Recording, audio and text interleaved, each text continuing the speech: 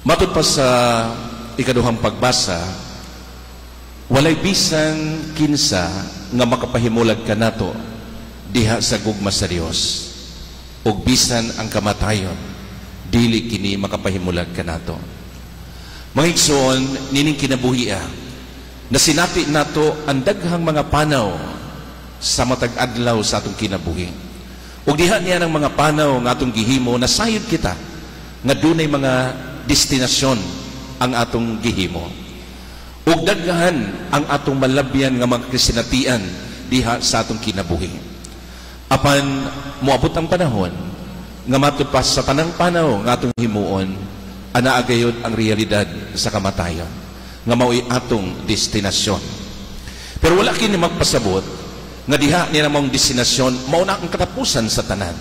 Tungod kay ang atong Ginoo nagpahinumdum kanato nga bisan ini kinabuhia wala kini magtug-an kanato nga mao na kini ang katapusan o umuabot ang kamatayon apan adunay laing kinabuhi nga atong adtuan human ini kinabuhia.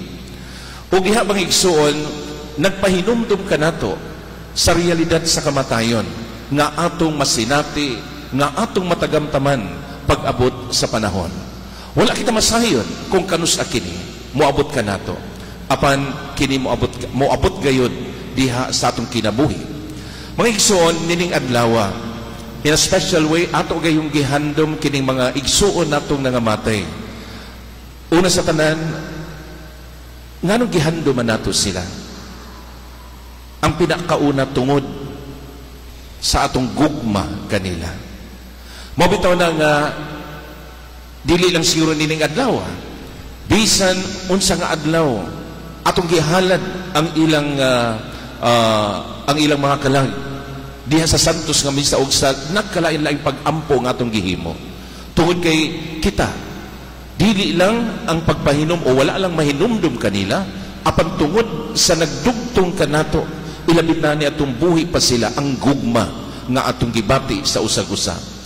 O mao ning mga igsoon kita nagkahiusa karon tungod kay atong gipadayag ang atong gugma kanila nga bisan wala na sila uban kanato, apan nagpabilin ang atong pagbati ang atong gugma diha kanila nga sa kanunay sama sa kong gingon nagdugtong kanato kanunay diha sa paghandom kanila.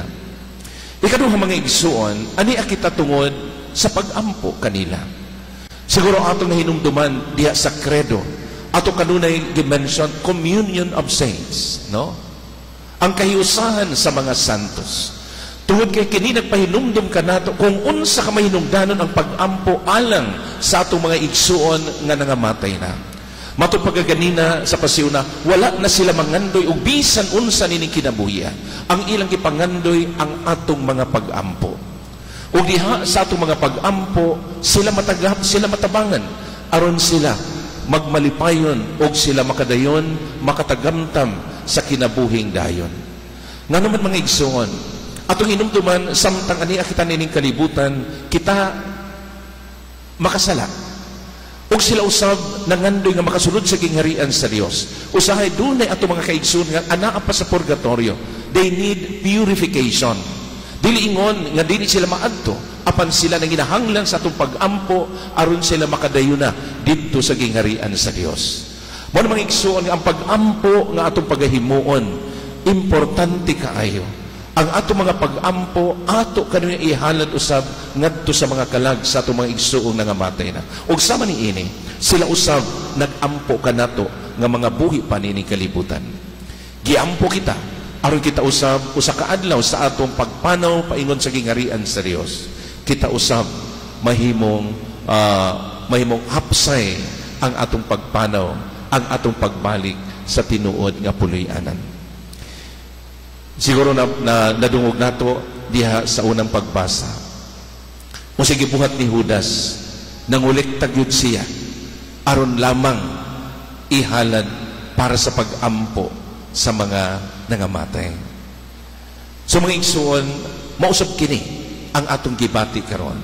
Ani kita paghalad sa atong mga pag-ampo alang kanila sa atong mga igsuon, ilabi na sa atong mga minahal sa kinabuhi, sa atong mga kaila o kinsa paman nga mibian na nining kalibutan.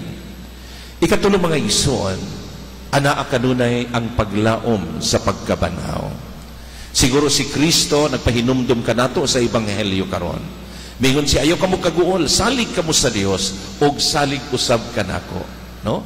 Kini nagpahinumdum nga dunay maayo nga atong pagaadtuan human niining kinabuhiya.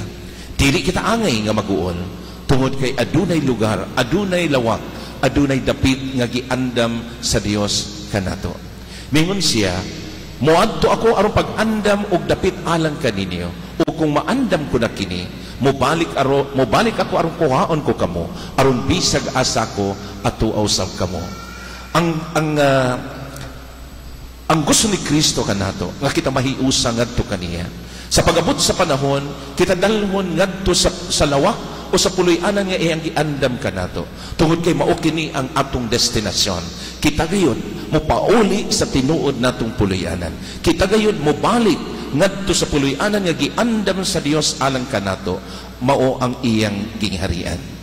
Mga igsuon, siguro samtang ani pa kita nining kalibutan, kita sama ni Tomas.